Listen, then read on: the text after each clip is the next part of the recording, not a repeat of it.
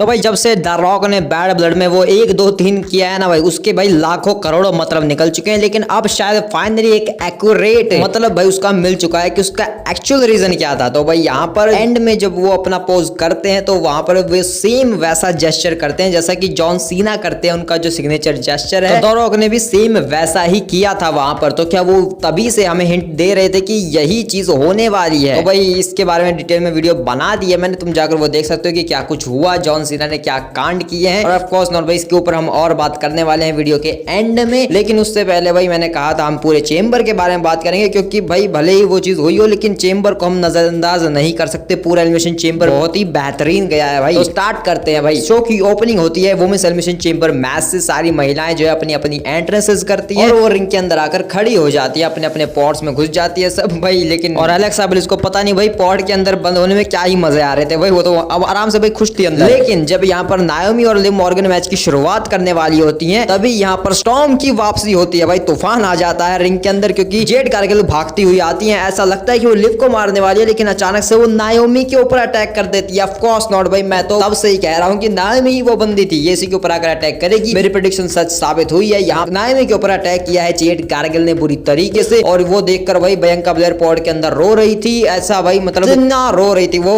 मतलब क्या ही बताऊं मैं कितना रो रही थी। लेकिन जेड कारगिल ने बहुत ब्रूटली यहाँ पर नायोमी के ऊपर अटैक किया। उससे भाई जो चेंबर का जो डोर होता है वो भी उससे भी अटैक किया नायोमी के ऊपर। तो भाई यहाँ पर नायोमी की हालत गंभीर है। यहाँ से ये सब चले जाते, ये देखकर भाई एलेक्सा ब्लिस भी थोड़ी सी हैरान हो गई थी, मतलब वो भी उदास जैसी लग रही थी। लेकिन उसके बाद आज जो पहला पॉड का दरवाजा खुलता है वो भी बियांका ब्लेयर का ही होता है भाई। वो बियांका ब्लेयर जाकर सीधा नायोमी की हालत पूछने जाती है, लेकिन तभी पीछे से लिव मॉर्गन अटैक कर देती है। मैच स्टार्ट हो जाता है और भाई मैच की मैं क्या ही बात करूं, रॉक्सन प्रेज खुलती है, उसके बाद बेयली भी आ जाती है। तो भाई देखो मैं पूरा एक्सप्लेन नहीं करने वाला, मतलब भाई मुझे ये जो मैच है वो ठीक था भाई। मतलब मैं तुम्हारे ओपिनियन जानना चाहूंगा कि ये मैच तुम्हें कैसा लगा। इसमें काफी बेहतरीन मूवमेंट्स थे। बेयली ने जो है एक बार चोटी पकड़ ली थी, लेकिन वो बोली कह रहे मैं ऐसा नहीं कर रही थी, मैं ऐसे गलती से पकड़ ली तुम्हारी चोटी। रॉक्सन प्रेज ने काफी बढ़िया मूवमेंट्स दिए भाई इस मैच में। अगर देखा जाए बेयली के ऊपर पावर बम हिट किया, काफी सारे मूव शॉट्स हिट किए, तो उनका भी काफी अच्छा था। लेकिन भाई एलेक्सा ब्लिस वो शायद सबसे मेन हाईलाइट थी इस मैच में। जब वो निकली बाहर तो उन्होंने भाई अपना इविल मोड ऑन करके जिस तरीके से बैंड बजानी स्टार्ट की, मॉर्गन की, रॉक्सन पेरिस की, बेयली की, तो भाई वो काफी इंटरेस्टिंग था, वो मुझे काफी बढ़िया लगा वहां पर। लेकिन भाई जो बेयली का जो भाई एलिमिनेशन था ना वो काफी फंसा हुआ था, उनका ध्यान ही भटक गया था कि क्या कुछ हो रहा है। उन्हें ओब्लिवियन लगा भाई,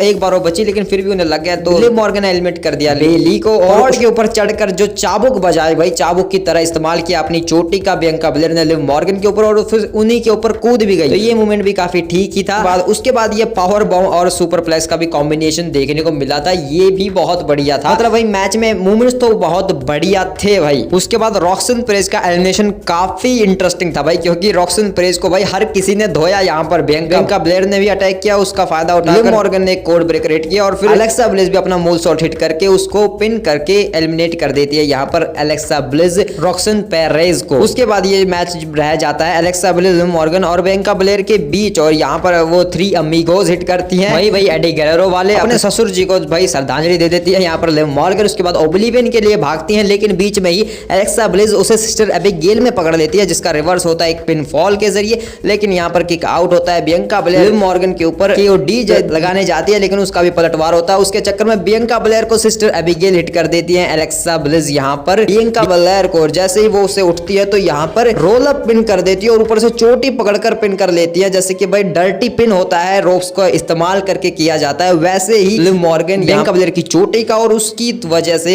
एलेक्सा ब्लिस यहाँ पर एलिमिनेट हो जाती है। एलेक्सा ब्लिस की आंखों में दिख रहा था कि भाई वो बहुत नाराज है इस चीज से। तो भाई लिव मॉर्गन बच के रहना, क्योंकि इस बंदी के पास जो ताकत है वो तुम्हारे पास नहीं है। तो भाई शायद इस फ्यूचर के लिए इनकी स्टोरी सेट होने वाली। ऊपर से व्हाइट सिक के पास भाई सिस्टर एबिगेल यानी कि निकी क्रॉस है भाई, उनके पास तो टैग टीम चैंपियनशिप के लिए मैच हो सकता है। वेल उसके बाद Bianca Blair versus Liv Morgan का एंड में शोडाउन होता है, जो कि काफी बढ़िया होता है। एंड में लिव मॉर्गन ओब्लिवियन का ट्राई करती है, 2 बार ट्राई करती है और दोनों बार बियांका ब्लेयर उसे रिवर्स कर ही देती है, और उसके बाद अपना KOD हिट करके इस मैच को पिनफॉल करके जीत जाती है बियांका ब्लेयर। वो जा रही है रेसलमेनिया 41 में अगेंस्ट रिया रिप्ली या इयो स्काई। जो जीतेगा ऑफ कोर्स नॉट भाई रिया रिप्ली जीतेंगी, कहां से इयो स्काई, मतलब नहीं लगता भाई चांस। तो यहाँ पर एंड में इनका फेस ऑफ भी देखने को मिल जाता है। लेकिन बियांका ब्लेयर से पूछा जाता है कि अब आपके क्या विचार है उस चीज के ऊपर जो नायोमी के ऊपर अटैक हुआ। बियांका ब्लेयर कहते हैं कि मैं जाकर उन दोनों से पूछूंगी कि क्या हुआ है, क्यों ये सब कर रहे हो। तो देखते हैं भाई स्मैकडाउन स्मैकडाउन और रॉ के ऊपर हमें पता चली जाएगा कि क्या बात है, लेकिन बाकी तो हमें पता ही है कि क्या बात है। जेड कारगिल के ऊपर नाओमी ने अटैक किया होगा, नाओमी अपना हील टर्न कर सकती है। देखेंगे भाई इनकी स्टोरी क्या चलने वाली है।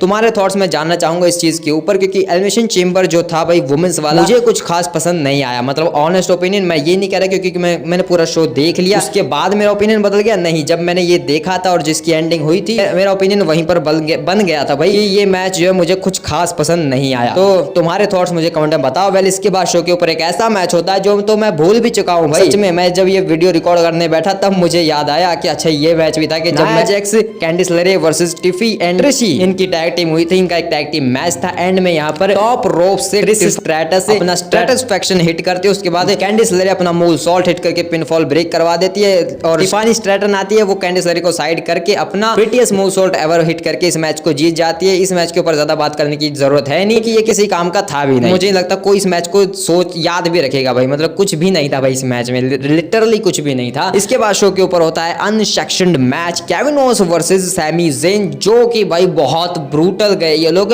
और बहुत मजा आया भाई। ये था भाई एक एपिक लेवल शिट वाला मैच। बहुत ही बेहतरीन चीजें इस मैच में हमें देखने को मिली। और क्योंकि एक मैच अनसेक्शन था तो यहाँ पर इसके रूल्स पहले ही बता दिए जाते कि ये एक नॉन डिस्क्वालिफिकेशन मैच है, सिर्फ पिनफॉल और सबमिशन के लिए यहाँ पर रेफरी, और रेफरी भी काले कपड़ों में था भाई। दिख रहा था कि भाई ये पूरा अनसेक्शन मैच है। लाइट जो है वो पूरी डार्क वाली थी, यहाँ पर ऐसा लग रहा है कि अंडरग्राउंड मैच हो रहा है। तो भाई इसकी जो वाइब इन्होंने डाली वो काफी बढ़िया थी। चेयर्स का इस्तेमाल होता है, लेकिन भाई केविन ओवंस जब चेयर लगाने जाते हैं तो हमेशा की तरह खुद के सर पे ही मरवा लेते हैं। उसके बाद सैमी ज़ेन उन्हीं चेयर से बहुत धोता है केविन ओवंस को, रिंग साइड पर ले जाता है। रिंग साइड पर जाने के बाद टेबल सजाता है सैमी ज़ेन, लेकिन केविन ओवंस यहाँ पर भाई एक बड़ी सी हॉकी स्टिक लेकर आते हैं और वो उससे भाई दबोच लेते हैं यहाँ पर सैमी ज़ेन को, और भाई उसके काटने भी लगते हैं कुत्ते की तरह भाई। और उसके बाद उसी टेबल के ऊपर एक और टेबल सजा देते हैं जो भाई बहुत आगे जाकर काम आता है इस मैच में। ये लोग फिर ऑडियंस के बीच जाकर लड़ने लगते हैं। हाँ भाई उन्हीं के बंदे हैं कनाडा के, तो लड़ो भाई वहीं पर। वहां पर टेबल्स रखे होते हैं तो उनके ऊपर सैमी ज़ेन भाई 2 टेबल्स तोड़ते हैं ब्लू थंडर पावर बम हिट करके केविन ओवंस के ऊपर। उसके बाद जब वापस आ रहे होते तो घंटा बजा देते हैं भाई केविन ओवंस सैमी ज़ेन का, वो जो घंटी होती है भाई टन टन बजाते हैं भाई डब्ल्यू वाले, उसी घंटी से उसी बेल से बजा दिया भाई। Then Sami Zayn top rope पर चढ़ता है कुछ मारने के लिए, लेकिन केविन ओवंस उसे धक्का देते हैं और वो जो 2 टेबल सजाए थे उन दोनों के आर पार हो जाते हैं। सैमी ज़ेन यहाँ पर केविन ओवंस रिंग साइड पर वापस आते हैं और सैमी ज़ेन को रिंग के अंदर ले जाते हैं और एक नेक ब्रेकर हिट करते हैं, वो भी एक स्टील चेयर के ऊपर। उसके बाद पावर बम हिट करने जाते हैं, लेकिन उससे बचते हैं सैमी ज़ेन और अपना एक्सप्लोडर सुप्लेक्स हिट करते हैं और उसी एक्सप्लोडर सुप्लेक्स को एक और बार हिट करते हैं और इस बार फिर से चेयर के ऊपर सैमी ज़ेन हिट करते हैं केविन ओवंस के ऊपर। सैमी ज़ेन भाग कर आते हैं हलवा किक के लिए, लेकिन रेफरी को आगे रख देता है केविन ओवंस, जिस वजह से रेफरी को यहाँ पर हलवा किक लगती है। उसके बाद स्टनर हिट करता है केविन ओवंस, सैमी ज़ेन के ऊपर पिन करता है, लेकिन यहाँ पर रेफरी काफी देर से आता है। चार्ल्स रॉबर्टसन यहाँ पर आते हैं, किक आउट हो जाता है, जिस वजह से केविन ओवंस का दिमाग फिरता है और वो भाई चार्ल्स के ऊपर ही अटैक कर देता है। वाह भाई। दूसरा रेफरी आता है, कहता है कि ये तुमने क्या किया, रेफरी को क्यों मार रहे हो, तुम्हें जो करना है उसको मारो भाई। तो भाई केविन ओवंस यहाँ पर एक और बार टेबल सजाते हैं रिंग के अंदर और उसके ऊपर सैमी ज़ेन को रखते हैं और उसके ऊपर एक चेयर भी रख देते हैं, जिस चेयर को उठाकर सैमी ज़ेन केविन ओवंस के मुंह पे दे के मारता है, लेकिन कोई फायदा नहीं। अगर तुम टॉप रोप पर चढ़ोगे सैमी ज़ेन उसके सामने तो केविन ओवंस तुम्हें वहीं से एक इन्वर्टेड स्लैम हिट कर देगा। तो यहाँ पर इन्वर्टेड स्लैम हिट होता है और टेबल के आर पार चले जाते हैं सैमी ज़ेन। उसके बाद केविन ओवंस भाई पता नहीं भागकर क्या मारने भागे थे, लेकिन पीछे से सैमी ज़ेन भागता भागता आता है और हलवा किक लगाता है, पिन होता है, लेकिन किक आउट होता है यहाँ पर। जिसके बाद भाई सैमी ज़ेन का दिमाग फिर जाता है, वो पता नहीं क्या सोचता है, एक ऐसी चेयर निकाल कर लाता है जिसके ऊपर जंजीरें लगी होती हैं, केबल से घिरी हुई होती है भाई। ये चेयर लास्ट टाइम हमने कब देखी होगी डब्ल्यूडब्ल्यू में, मुझे याद नहीं भाई, तुम बताओ। रिंग के अंदर वो लेकर आते हैं, उस चेयर से बजाते हैं केविन ओवंस को बुरी तरीके से, और क्या ही बजाते हैं भाई, उसका सर भी देकर मारते हैं। उसके बाद ब्लू थंडर पावर बॉम्ब भी हिट करते हैं, उसके बावजूद किक आउट कर देता है केविन ओवंस यहाँ पर। जिसके बाद सैमी ज़ेन हलवा किक के लिए जाते हैं तो यहाँ पर इस बार पावर बॉम्ब हिट कर देता है, पावर बम केविन ओवंस सैमी ज़ेन के ऊपर। रिंग साइड पर मामला चला जाता है, वहां पर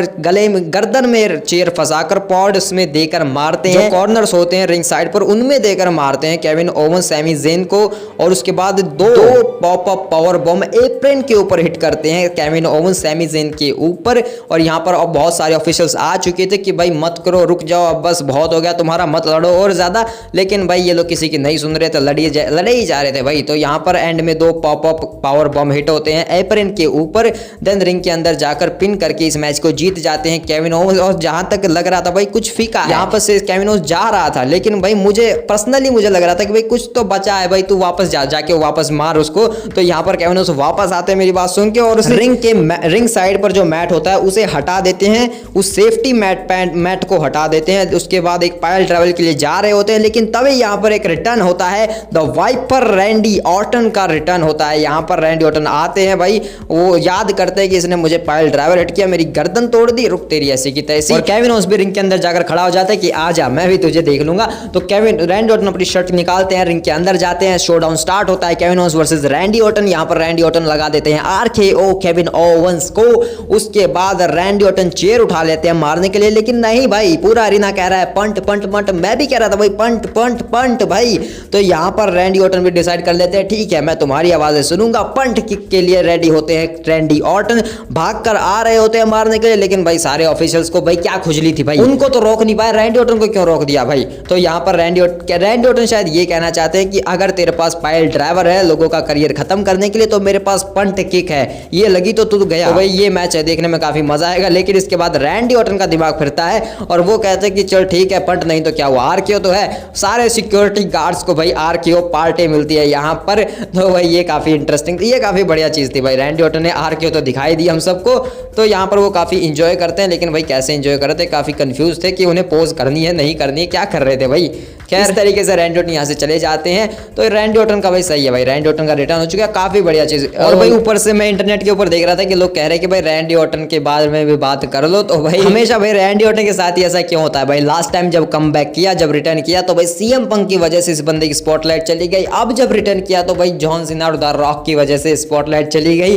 तो भाई बेचारा रैंडी ऑर्टन करे तो क्या करे, लेकिन हम है ना भाई, हमें पता है भाई रैंडी ऑर्टन आया है और वो आया है, काफी बेहतरीन रिटर्न उसने किया भाई। मतलब जिस तरीके से जैक्ड एंड पैक होकर आया और जिस तरीके का एक्शन हमें दिया यहाँ पर एंड में, बहुत ही बढ़िया भाई, मुझे तो काफी मजा आया। मैं तो याद रखूंगा भाई ये रिटर्न हमेशा, ठीक है। लेकिन इसके बाद शो का मेन इवेंट होता है एमेंस एलिमिनेशन चेंबर मैच, जिसमें भाई लोगन पॉल अमेरिका का झंडा लेकर आ जाता है, वो भी कनाडा में, जिसके बाद उसे ऑफकोर्स नॉट बूम मिलनी ही थी, तो उसे बहुत ज्यादा बूम मिलती भी है। लेकिन कुछ भी हो भाई, बाद में जब डेमियन प्रीस्ट ने उसको धोया ना भाई बुरी तरीके से, तो भाई वो बहुत अमेजिंग चीज थी। उसका कंपैरिजन जो है अंडरटेकर और एजे स्टाइल्स के उस सिनेरियो से भी किया जा रहा है जो सीन हमें देखने को मिला था। जॉन सीना और CM पंक भाई इतने सालों के बाद आमने सामने देखने को मिले, वो भी पूरी रिस्पेक्ट के साथ इन दोनों ने अपनी सारी चीजें की भाई। मैच में जो इन्होंने मूवमेंट दिए इन सबको जो है डिटेल में कवर कर लिया है मैंने, तुम जाकर वो देख सकते हो। सेथ रॉलिंस की वजह से CM पंक यहाँ पर हार गए अपना मैच, जो कि भाई मुझे तो अच्छा लगा भाई। वैसे भी सेथ रॉलिंस के साथ धोखा किया था इन दोनों ने मिलकर भाई, दोनों मिलकर धो रहे थे भाई, गलत बात। उसके बाद जॉन सीना आकर यहाँ पर कोडी रोड्स आते हैं और फिर जॉन सीना, और फिर हमें जो देखने को मिलता है एपिक लेवल का हील टर्न, इतिहास के पन्नों में लिखा जाएगा, सुनहरे अक्षरों में नहीं, खून के भरे अक्षरों में भाई। मेन इवेंट वाली सारी चीजें मैंने अच्छे से कवर कर लिया भाई पिछली 2 वीडियोस में, तो तुम जाकर वो देख सकते हो। इसके ऊपर हम आगे चलकर अब हम इसके आगे बात करते हैं भाई, जो प्रेस कॉन्फ्रेंस हुई थी वहां पर क्या बातें हुई। तो भाई ये पहली बात तो ये पहले ट्रेविस स्कॉट की बात करते हैं भाई। ये बंदा कर क्या रहा था, गांजा फूक रहा था भाई वहां पर खड़ा होकर, वो सिर्फ गांजा फूक रहा था भाई लिटरली। उसके बाद उसने थप्पड़ भी बजाया भाई कोडी रोड्स को, और द रॉक भी हैरान था कि भाई सच में उसने तो कोडी रोड्स के ऊपर थप्पड़ बजा दिया। वेल कोडी रोड्स से द रॉक से ये पूछा जाता है कि आज ट्रेविस स्कॉट के कान में आपने क्या कहा था, तो वो कहता है कि वो चाहता था अपने हाथों को गंदा करना, खून भरना चाहता। तो मैंने उसे कहा कि ठीक है आज तेरी मनोकामना पूरी हो जाएगी। किसी ने द रॉक से पूछा कि क्या ट्रेविस स्कॉट भी आपकी टीम का पार्ट है, तो वो बोले हाँ भाई है, वो हमारी टीम का ही पार्ट है, जॉन सीना मैं और ट्रेविस सब एक साथ। तो भाई और तो कुछ नहीं, जैसे कि भाई पहले लग रहा था कि भाई जॉन सीना यहाँ पर क्यों खड़ा है, उसके बाद भाई जब जॉन सीना ये सब धो रहे थे भाई कोडी रोड्स को, तो भाई ट्रेविस स्कॉट बीच में क्या कर रहा था, ऊपर से भाई उसने क्यों मारा भाई कोडी रोड्स को, हम तो ये सोच रहे हैं भाई, मतलब वो भी शायद उसने भी अपनी आत्मा बेच दिया भाई शायद द रॉक को, ठीक है, उसे भी बड़ा बनना है। तो शायद इन तीनों की भाई मिली भगत है सारी चीजें। ट्रिपल एच भाई अपनी पे आ गए। ट्रिपल एच ने बोला कि अब बताओ, अब क्या तुम्हें फील हो रही है कि ये रोड टू रेसलमेनिया, अब मुझे बताओ, मैं तुम सबसे जानना चाहता हूँ भाई। अब ट्रिपल एच खुद पूछ रहे हैं, तो मैं तो बता देता हूँ भाई, हाँ भाई अब फील हो रही है, अब भाई ये greatest WrestleMania of all time बनने की पोटेंशियल इसमें दिख रही है भाई। ट्रिपल एच ने भाई सीरियस ले लिया है भाई बहुत सारी बातों को जो भी पिछले टाइम पर इंटरनेट पर घूम रही थी। वेल वो ये भी कहते हैं कि जॉन सीना को तुम ब्लेम नहीं कर सकते, जो भी उसने आज कुछ किया है उसका सारा ब्लेम भाई द रॉक के ऊपर डालो, फाइनल बॉस के ऊपर डालो, ऐसा कहना है ट्रिपल एच का। कोडी रोड्स को भाई सीएम पंग ने कहा था कि भाई तुम्हारे जो दोस्त हैं वो सामने से आकर अटैक करेंगे, तुम्हारे दोस्त ही तुम्हें अटैक करेंगे। तो भाई यहाँ पर हुआ है भाई। ऊपर से भाई ये चीज जो है ऑलरेडी डब्ल्यूडब्ल्यूई टीज कर रही थी, उन्होंने जो ऑफिशियल पोस्टर निकाले थे उसमें ट्रेविस स्कॉट, जॉन सीना और द रॉक एक साथ थे भाई, और वो यहाँ पर दिखा भाई। वेल कोडी रोड्स भाई वो बंदा है जिसने भाई दो सबसे ग्रेटेस्ट बंदों का हील टर्न करवा दिया, जो कि पीपल चैंप थे भाई, सबके चहीते थे, जॉन सीना और द रॉक। भाई लास्ट टाइम द रॉक का हील टर्न करवाया और अब जॉन सीना का करवा दिया भाई। 2003 के बाद ये पहली बार है कि जॉन सीना एक हील वर्जन प्ले करने वाले हैं। वेल भाई 1998 में स्टोन कोल्ड ने अपनी आत्मा बेची थी, उसके बाद सेथ रॉलिंस ने अपनी आत्मा बेची थी। ट्रिपल एच ने ऑफर तो किया था रोमन को, लेकिन तैयार हुए थे सेथ रॉलिंस, और इस बार भी वही ऑफर तो हुआ कोडी रोड्स को, लेकिन आत्मा बेच दी यहाँ पर जॉन सीना ने। वेल भाई जब चीजें अनप्रेडिक्टेबल होती है तो काफी मजा आता है। तो भाई सच में चीजें अनप्रेडिक्टेबल चल रही हैं काफी, लेकिन काफी प्रेडिक्टेबल भी थी। लेकिन कुछ भी कहो भाई सच में बहुत ज्यादा मजा आया भाई। इतनी एक्साइटमेंट और इतना गूज बम्स वाले सीन्स भाई शायद ही कभी पिछले 10 सालों में हमें कुछ देखने को मिला होगा। मतलब भाई बहुत ही अमेजिंग चीजें हुई है। लोग इसको जो है उससे भी कंपेयर कर रहे हैं जो NWO का हुआ था भाई, हल्क होगन वगैरह का। भाई मुझे तो कुछ पता नहीं क्योंकि हमारे टाइम पे तो वो था नहीं। हाँ भाई बहुत पुरानी बात है, मैं तो देखता भी नहीं भाई वो सब। Well John Cena press conference में आए, उन्होंने जो है वो बैठे और माइक निकाला और वो उससे माइक ड्रॉप करके वो निकल लिए भाई। मैं ना बोल दिया कुछ, चलो जो बोलेगा फाइनल बॉस बोलेगा, द रॉक बोलेगा, ऑफ कोर्स नॉट भाई। जॉन सीना अब चुप रहने वाले, साइलेंट मोड पर जा चुके हैं, क्योंकि जो बोलेगा द रॉक बोलेगा। और द रॉक क्या बोलता है भाई, कोई नहीं जानता क्या होने वाला है। तो भाई द रॉक खुद भी नहीं जानता क्या होने वाला है। कुछ नहीं, लेकिन जॉन सीना ने जाकर कुछ बोला नहीं, लेकिन भाई पोस्ट जरूर डाल दी GTA 6 की अपने अकाउंट पर, जिसका भाई सिंपल सा मतलब ये है कि जो मीम चल रहा है ना भाई कि GTA 6 से पहले हमें ये देखने को मिल चुकी है, we got this before GTA 6। तो भाई we got John Cena's heel turn before GTA 6। तो ये चीज जो है अब हो चुकी है भाई। GTA 6 से पहले हमें जॉन सीना का हील टर्न देखने को मिल गया। तो भाई बहुत ही अमेजिंग ये चीज जो है जॉन सीना खुद ही कह रहे हैं। तो वेल पूरे चेंबर के बारे में बात कर लेते हैं ओवरऑल। तो भाई ओवरऑल बहुत बढ़िया था भाई। स्टार्टिंग में चेंबर मैच में जेड कारगिल का रिटर्न, और जो मेरी प्रेडिक्शन थी भाई वो सबकी सब साबित हुई है, सबकी सब सच्ची हुई है भाई। मैंने कहा था जेड कारगिल आएगी, बियंका जीतेगी, वो सब हुआ भाई मैच में। उसके बाद भाई स्टेटस और टिफानी स्टैटन भाई उसका तो बोले ही क्या, खैर छोड़ो। वो भी मैंने कहा, वो भी भाई वो ऑड्स में चल रहे थे और वही जीतने थे, तो वो लोग जीत गए। उसके बाद केविन ओस और सैमी ज़ेन का मैंने कहा था भाई ब्रूटल मैच देखने को मिलेगा, तो भाई ऑफ कोर्स नॉट मिला भाई। मुझे काफी मजा आया उस मैच में। उसके बाद रैंडी ऑर्टन का रिटर्न भी मैंने कहा था कि मैच के बाद हो सकता है, जब सैमी ज़ेन के ऊपर अटैक करेंगे। तो सैमी ज़ेन को बचाने के लिए मैंने कहा था कि सैमी ज़ेन को बचाने के लिए रैंडी ऑर्टन आ सकते हैं। तो यहाँ पर रैंडी ऑर्टन आए भाई, और काफी क्या ही आए भाई, बहुत मजा आया। और फिर भाई एलिमिनेशन चेंबर मैच हुआ जो कि भाई काफी हैरत अंगेज था, क्योंकि वो मेन इवेंट में होना चाहिए था, लेकिन वो मेन इवेंट में नहीं था। जब वहीं से भाई मेरे दिमाग में थोड़ा सा तो आ गया था कि भाई कुछ बड़ा होने वाला है, और क्या बड़ा हुआ है भाई। मतलब मैंने प्रेडिक्ट किया था कि भाई जॉन सीना जीतेंगे, और मतलब सभी ने प्रेडिक्ट किया था कि भाई जॉन सीना जीतेंगे। तो भाई जॉन सीना जीत चुके हैं, और रोमन रेंस का रिटर्न नहीं हुआ। ये बहुत बड़ी चीज थी, क्योंकि शो के ऊपर जो हुआ वो उससे भी बड़ा था। रोमन बोला कि अब हट, मैं अपना रिटर्न क्यों बर्बाद करूं इस चक्कर में, क्योंकि अगर रैंडी ऑर्टन का रिटर्न नीचे हो गया तो भाई रोमन रेंस का भी नीचे हो ही जाता है इस सब के ऊपर। तो भाई रोमन ने सोचा कि मैं क्यों आऊं भाई जब इतनी बड़ी बड़ी चीजें हो रही हैं। खैर कोई बात नहीं भाई, सेथ और पंग का पंगा तो अभी भी चल ही रहा है। Damien priest versus Logan Paul versus Drew McIntyre का ट्रिपल थ्रेट सिनेरियो जा सकता है, जहां तक दिखने में आ रहा है। देखते हैं भाई ये चीजें कहां मूव ऑन करती हैं। John Cena versus Cody Rhodes का रेसलमेनिया 41 के लिए मैच ऑफिशियल हो ही चुका है, इसके ऊपर अब कोई दो राय है नहीं। प्रेडिक्टेबल तो था कि भाई जॉन सीना अपनी आत्मा बेच सकता है, और ये चीज हो गई तो बहुत एपिक लेवल हो जाएगा। लेकिन क्या ये चीज पुल ऑफ करेंगे द रॉक और कोडी रोड्स, मतलब ट्रिपल एच और द रॉक ऐसी चीज करवा सकते हैं या नहीं? तो भाई उन्होंने करवा दी भाई, हम सबको